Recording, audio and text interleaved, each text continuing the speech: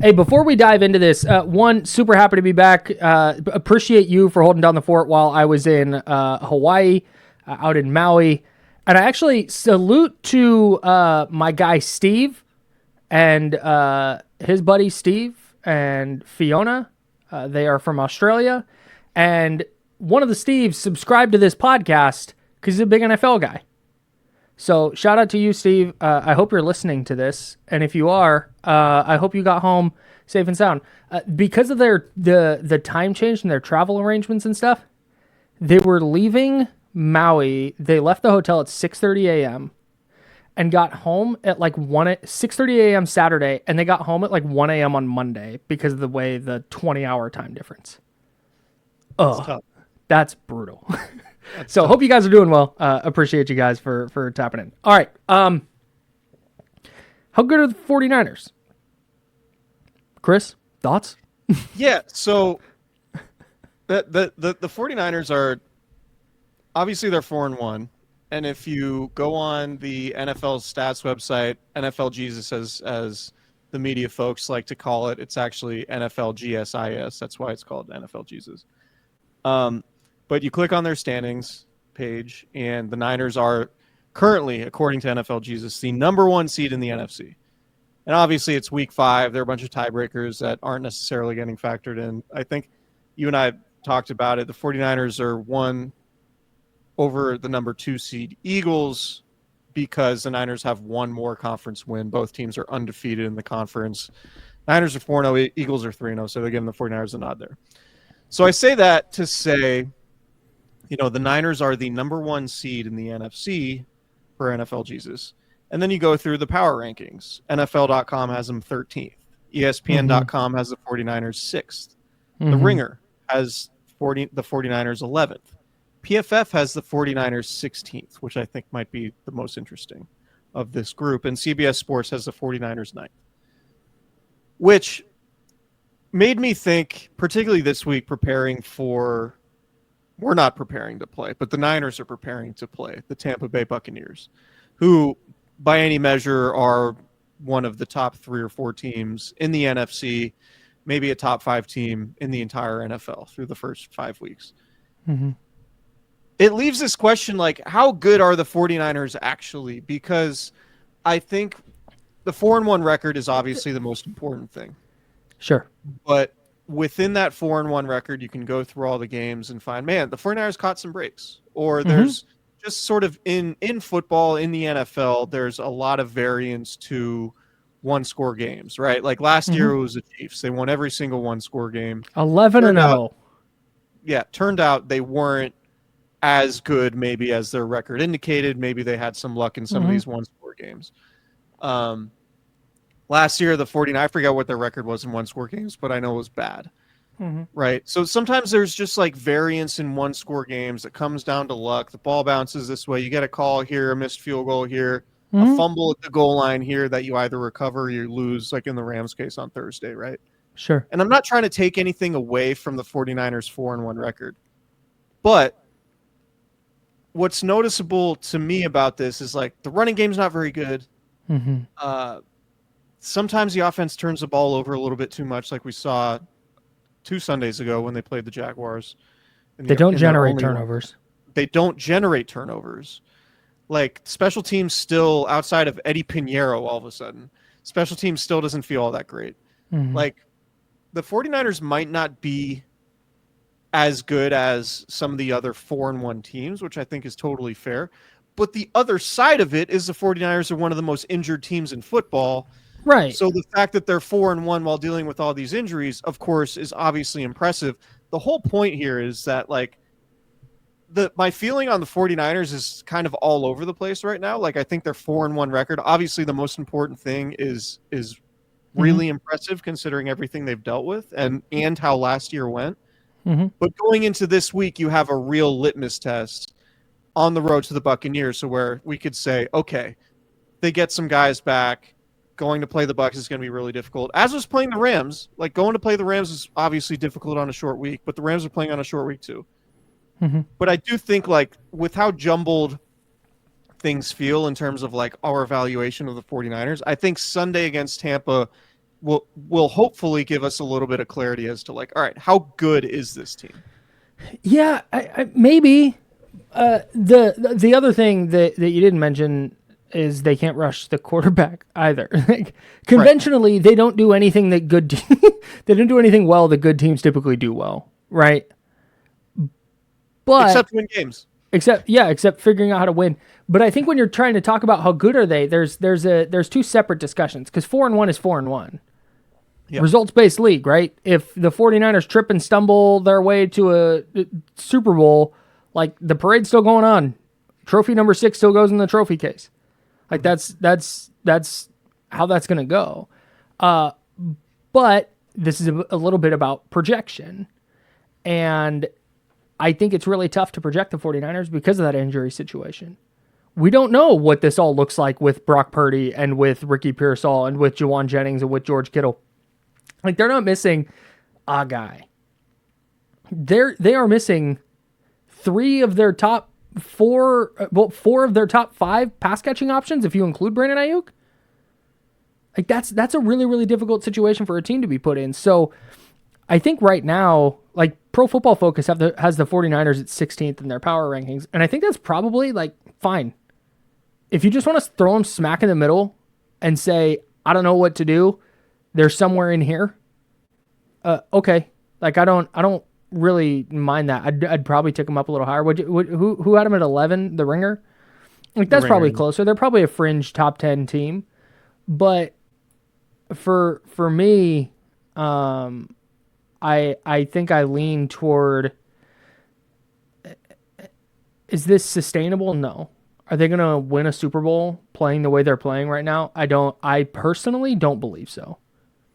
But if you say, yeah, Malik Mustafa comes back and it gave their defense a little extra thump, and Ricky Pearsall came back healthy, and Juwan Jennings came back healthy, and George Kittle came back healthy, and oh, look, the run game started to pick up because George Kittle came back, and all of a sudden Christian McCaffrey's starting to get loose, and all of a sudden the 49ers have a top 5 offense again, and because of that, their defense is starting to fly around, and they're able to make more plays because the Niners offense is putting more pressure on opposing offenses. Like, now all of a sudden, okay, now I can see it. Like, it's not that hard to squint and see the outline of a really good team.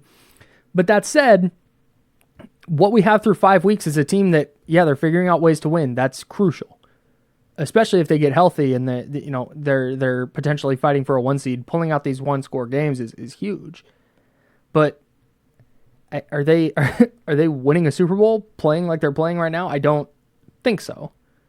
Right. Yeah, and I guess my bigger point is, and again, this is not me shitting on the team. Like, they're 4-1. Like, 4-1. If you would have told them before the season that Mac Jones was going to start 3 games and they were going to start 4-1 through their first 5 weeks, like, everyone in the 49ers facility is doing backflips. Yep. Right. Like, they have Without to be question. over the moon to be 4-1. 49ers fans should be over the moon that they're 4-1. I think that game that they won on Thursday against the Rams was one of their most impressive regular season wins, considering the context of the entire Kyle Shanahan era. I'm not trying to take anything away from them. I'm just trying to spin it forward and say, I don't see it as being super sustainable if they continue to play the way they're playing. And Agreed. Obviously that's a Captain Obvious comment. Like, yeah, they're playing with their backup quarterback and they're missing all of these pass catchers and they don't have Nick Bosa. Like, no duh, Chris. Like, why are you telling us this? I'm just saying, like, you need to get healthier. You need to improve the running game.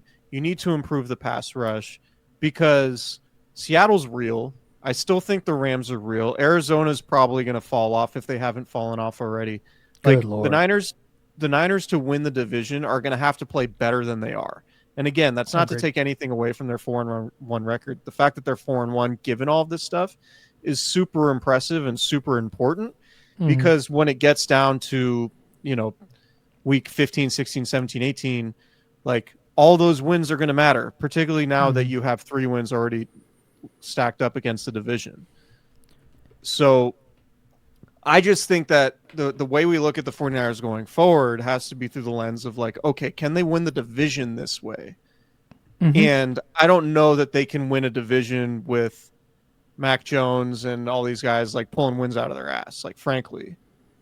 And so like that's like long term, if you're thinking about the 49ers big picture and like can they get to the playoffs, can they win playoff games? It's like they're going to have to get a lot better. It's great for them that they're 4-1, but they're going to have to get a lot better if we start considering them like a real life like contending team. And I think they have that opportunity because they are going to get guys back, and Brock Purdy's going to come back, and George Kittle's going to come back, and Brandon Ayuk eventually is going to come back. Nick Bosa is the only one who's not coming back that we know for sure. So they do have the opportunity. They could go make a trade, right? And a month from now, we could be talking about them getting Kayvon Thibodeau or Bradley Chubb, or I think Trey Hendrickson's probably not going to happen, but maybe that does happen. But they can get there, but I think in this current iteration, they're not there yet. Mm-hmm. Yeah, and I don't. You say you're trying to not shit on the team and their 4-1 start, and I think it's separate. You have to be able to say this 4-1 start is objectively impressive because of the adversity and the obstacles they've had to overcome to start 4-1. And the win on Thursday was as good of a win as you can get. I totally agree. But it's I don't think they can continue playing this way and continue being a 4-1, winning 4 out of 5 games.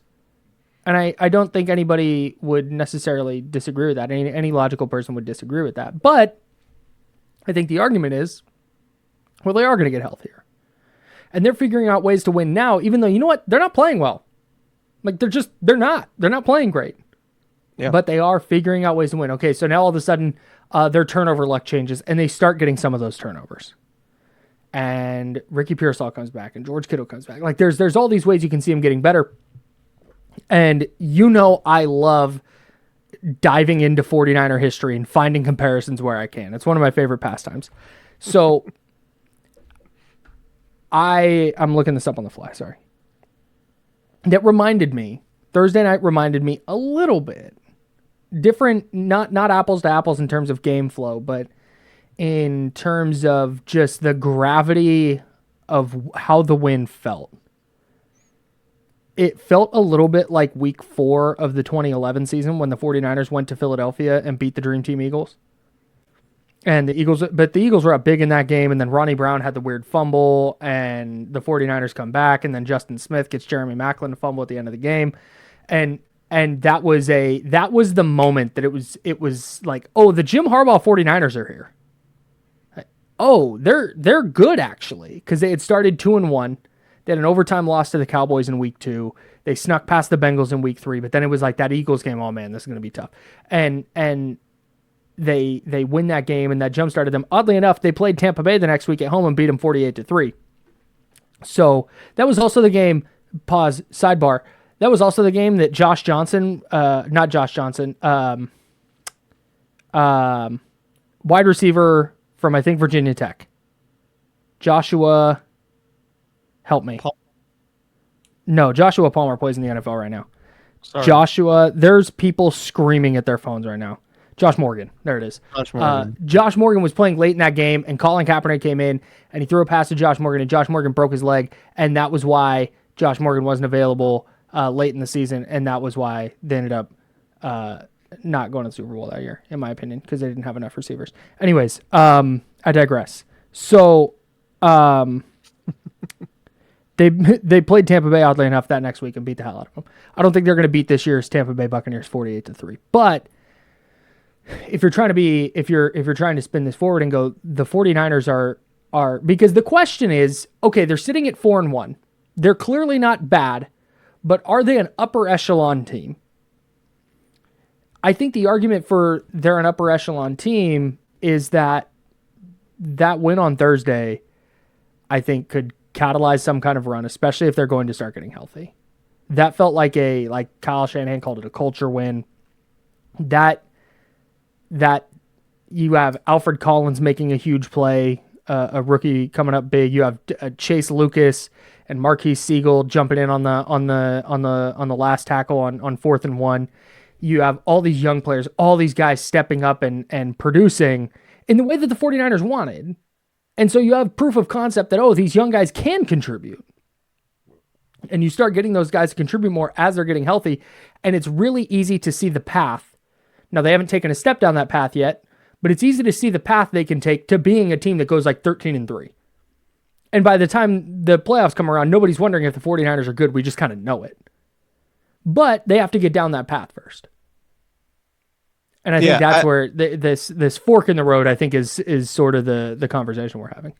Yeah, and I totally agree. And again, like, this could also be, I mean, like you're saying, this could be the foundation for, this could be the springboard for whatever comes next in a positive way. And maybe they're building this intangible stuff, because I think, like, to this point, the defense has been better than the sum of its parts, right? Like, I think the 49ers defense has been pretty good in large part because Robert Saleh has gotten a lot of these rookies maybe to play over their heads, or at least play to a higher expectation than I had for them coming into the season. For sure. And it might just be an intangible thing, like the tangible stuff. There's a bunch of tangible. So I guess this conversation is about what's tangible and what's intangible. The tangible stuff, they're really struggling to run the ball. They're struggling to force turnovers, and sometimes they give the ball away too much. They're not good in the red zone offensively. Like, those are all like very tangible things. The intangible stuff, man, they're getting like we didn't think this was a deep roster at all, but they're getting backups to go help them win games. Right? Like, so the intent, I'm not dismissing the intangible stuff at all, because I think that's probably the biggest silver lining to come from all of this, is that, like, man, Alfred Collins making a game-winning play against a division opponent on a short week is not something we saw in August. Nope. Right? Like, we weren't even sure Alfred Collins was going to be in the rotation along the defensive line in August, based on what we were reading about training camp and how he was playing in the preseason. And so for them to play as well as they have, even without all the guys that they've had, is super impressive. And maybe that leads to something. And maybe I'm just being too overly skeptical, and I think Kyle Shanahan would say this, but he's also a football coach, and football coaches always say shit like this. But, like, they need to get better. They need to continue getting better, because they're winning games, and winning games is great. But they are winning games in ways that they cannot bank on over the length of a season, particularly if you're trying to win road playoff games.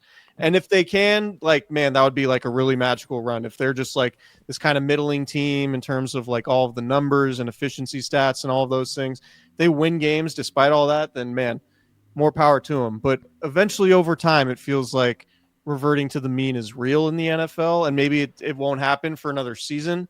But I'm just saying, I just think as great as it is for the 49ers to be 4-1, they have to continue to elevate their game if they're going to get to where they want to go.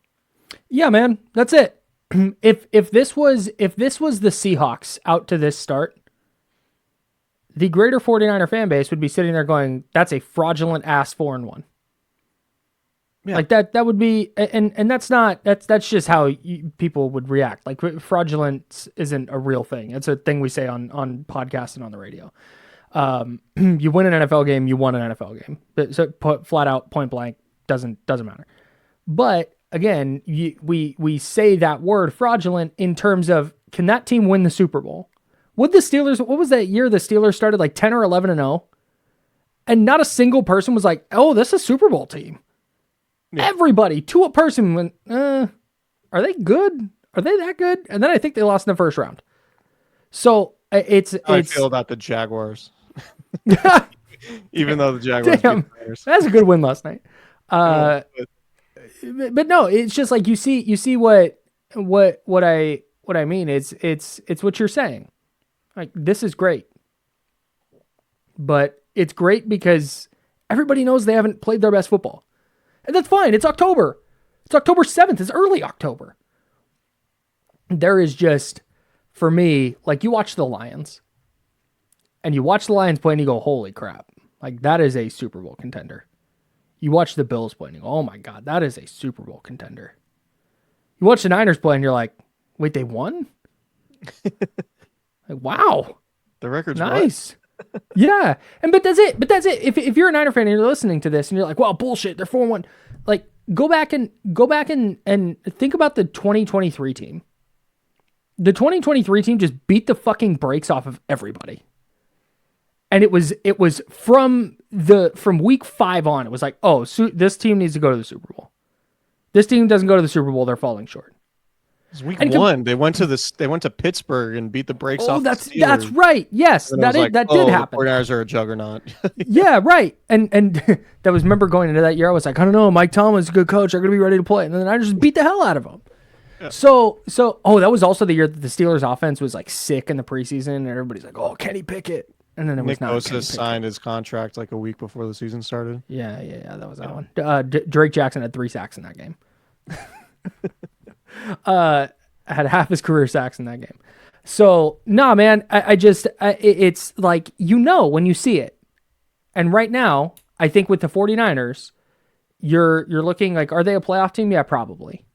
But then you start going, all right, can they compete for a title? And right now, that's not a Super Bowl team. That's not bad. It's, like I said, it's early October. They have a bunch of guys hurt. But I think that's what makes it tough, is because power rankings are ostensibly trying to see, okay, who are the best teams in order? And the 49ers, depending on, like you said, depending on where you look, are the 1 or 2 seed in the NFC. And that should say, all right, well, that's a top 5 team. But when you watch them, you go, nah, it's not a top 5 team. Yeah. And I do think they can absolutely get there. I mean, I have 100%. I have a lot of belief in the program Kyle Shanahan runs. I have a lot of belief in Kyle Shanahan as a head coach and a play caller. Yep. We've seen it time and time again that the Niners tend to play really good football in November and December. The fact that they're not playing at their best level through September, now going into October, and they're 4-1 and they're missing a bunch of dudes is a great sign. Like, that is a great sign. I don't want to come off as too negative on this, because I'm not trying to be. I'm just trying to be realistic in terms of like what this current version of the 49ers is, particularly going to Tampa in a game that should be pretty revealing. And if they can come out of Tampa winning, then I'll be like, all right, this team, just whatever it is, they have it, because all of the numbers say this is a mediocre ass football team, but they're 5-1. And they've won their 2 toughest road games that they have on their schedule. If they, of course, if they win in Tampa, which is a very tall task at this point. Yeah. But I absolutely think the NFC is set up to a point where the Niners can, come December or early January, be one of the 2 or 3 best teams in the conference. Yeah. Like, I think they can absolutely get there. I think they can make a trade to bolster the pass rush. I think they can get Brock Purdy back and George Kittle and Brandon Ayuk and Juwan Jennings and Ricky Pearsall and be that type of team that they set out to be, on the strength of like what they've done so far. Like the fact that you have rookies making plays and you have guys learning how to win games when it's not the same Kyle Shanahan formula that we're used to, where they run out to a lead in the first half and then score before halftime, and then they win the kickoff, so they win the coin toss, so they get the ball after halftime, and then they score again, and then the other team's playing from behind. Like, that's like the Kyle Shanahan formula, and they're winning games outside of that formula right now, which I think is a positive sign too. Yep. But I think with what we've seen the first month, if you really want to be excited about it, it's like, man, this is a hell of a foundation to build on for the rest of the season. Yep. But the point I'm making is they need to get better to build on it. They can't expect to keep winning games like this. Yeah. And obviously a huge part of that is getting your guys back healthy. Yeah. And to your point about having confidence in Kyle Shanahan and the foundation they have as a team and such, I think the reason you have confidence in that, and if somebody doesn't, and that's like ESPN has the 49ers at like 6th. That to me is projection based on like, hey, this is typically a team that come November and December is one of the better teams in the league. And they're not even healthy right now. And they're 4-1. They're in a spot to be really dominant down the stretch. Like, that's fine. But if you're going, you know what, it's impressive, but I got to see it first, they're going to be ranked more middle of the pack. I get it. It's worth noting, though, if you're trying to find optimism about the 49ers, you don't have to go back that far. You can go back to 2021. The 49ers started that season 2-3 and 3-5. They were 2-3, and they lost week 5 to Arizona, had a bye week, then lost to the Colts coming out of the bye week to drop to 2-4. Then they beat the Bears. Then they lost to Colt McCoy and the Arizona Cardinals at home to drop to 3-5, and they still made the conference title game that year. They did not have a 4-1 foundation. They still found a way to make the conference title game. Then you can go to 2022. Same deal. 2022, now they were 3-2 after 5 weeks because they beat the Panthers, but then they lost to the Falcons and they lost to the Chiefs at home. They went to 3-4. And then they wound up 13-4 and went to the conference title game. Like there's a precedent set here that the 49ers are going to be better as the season goes on. And until I see otherwise, like I think there's a ton of reasons to believe that you'll start to see them play better. Not just because of the young guys, not just because of the health, but just because, hey, that's typically what Kyle Shanahan teams do. They get to November, December, they get on a roll. Then you start looking at their schedule. It's like, man, this road game at Tampa Bay is probably their hardest game left. Yeah. Depending on how you feel about the Colts. Yeah. Yeah, that Colts game is looking a little bit different Monday. That's a Monday night game. Yeah, good on the NFL schedule makers for dropping that one on a Monday night, or good for ESPN for picking that one. They just knew Indiana Jones was going to be a thing. Niners Colts Super Bowl preview? Maybe. Question mark. No, but to your point, Niners. So the game against the Rams was their first road game in a stretch where they have 4 out of 5 on the road. Oof. So it was Rams at Tampa, home to the Falcons on Sunday night, October 19th. Then they go at Houston, at the Giants, and then the Rams again. So, yeah, I mean, and then after that, it's at Arizona, Carolina, at Cleveland, Tennessee, at Indianapolis, Chicago, and then they finish with the Seahawks. Like, there is absolutely an opportunity for the 49ers to go on a run in November and December, just given the way the schedule's playing out and what we know about some of these teams, that they're in a really good spot. And I'm not trying to disparage the spot they're in or the fact that they're 4-1. I'm just saying they should feel good, very good about being 4-1 given the context of how they've played, and they have to get better. So yeah, and I don't think I if you view that as too negative, I would ask for a logical rebuttal.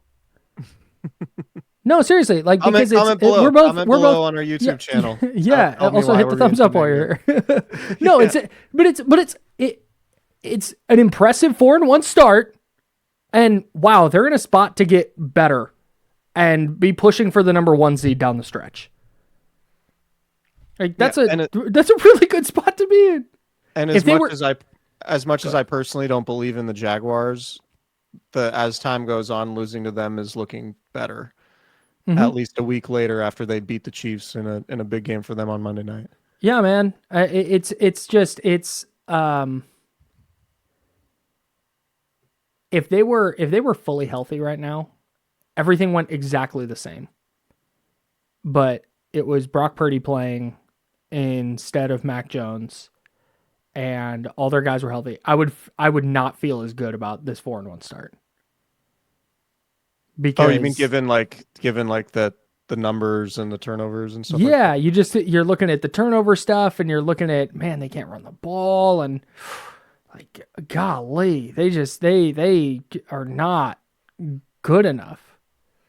But the fact they've been able to be good enough to win 4 out of their first 5 games with all the injuries they've had, that to me is why I'm of the belief that the 49ers are a good team. If not maybe not a Super Bowl contender yet, but I think come mid to late November, they'll be firmly in that class. Before we get out of here, I just want to ask you one thing. I hate the how impressed are you questions. We how impressed are you? As love leading the leading journalistic questions that you often hear in press conferences and media scrums and stuff. But I think everything we're talking about is sort of a reflection of what Christian McCaffrey is. We talk about Kyle Shanahan and how valuable he is as a play caller and offensive designer, but like the fact that Christian McCaffrey cannot get going at all in the running game and catch as many passes as he is and be as productive as he is without being able to run the ball is lightweight, like astounding for me.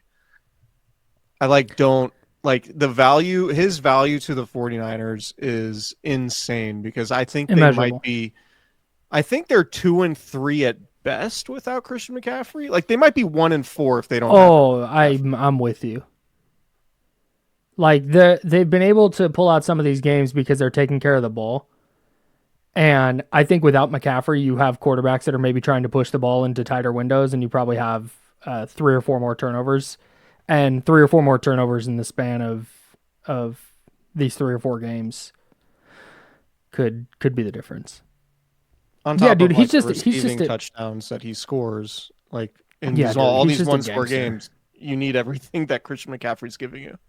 Hey, real quick, super real quick. Do you know how fired up I am for George Kittle to be back in the 49ers to run some 22 personnel with Tunges and Kittle? That the first time they run a like fake screen to Kittle on one side and then throw a real screen to Tunges on the other side, I'm going to levitate, bro. It'll be like the play action to CMC going left. Yeah. I love what you're drawing up. I already love what you're drawing up right now. The turnaround like fake screen to Kittle. Yes. I feel like they do this against the Seahawks every time. Yep. Tunges up the seam. And then somebody's open. I think that's kind of how like they scored the Ayuk touchdown on Thanksgiving in Seattle a couple of years ago. Or maybe this is just my Kyle Shanahan brain working. Mm-hmm. Totally. Maybe not very well. Yeah, no, you're Kyle Shanahan brain for sure. Play action fake one way, screen fake another way, and then like a wide open guy in the middle of the field. It's Tunges, bro. Yeah. Because we're running that 20. We're running that 12. Running some 12. Running some 22. Can't wait. Hot fire. It's going to be amazing. Hot fire. All right. Subscribe to our YouTube channel. Yeah. We will talk to you guys later in the week. And welcome back, man. It's good to have you back. Dude. Fired up to be back. Good to have Can't you wait back. for the next program. Keep it locked. Make sure you get your Cooperage, your beer from Cooperage, like all of it. But in particular, the Candlestick Chronicles Hazy IPA from Cooperage. Go to both or either of their locations in Santa Rosa or their website, cooperagebrewing.com. And make sure you order some. You can get it shipped directly to your door. Obviously, the best way to order beer. Yeah, obviously you have to be 21 and within the state of California. But I'm gonna have to do that because I haven't gotten a new batch of this year's candy. So, oh man, it's good. I still got some in the fridge. Might go crack one right now, actually. But all right, Candlestick Chronicles. By the way, don't drink that knockoff shit that's out there. Man, I was at a spot that had some stuff that would not be named. That was like. Very clearly Temu brand Candy Cron. Crazy. I'm not calling anybody out. I'm not besmirching anybody. It was just a little too close for comfort. If you know what I'm saying. Bro.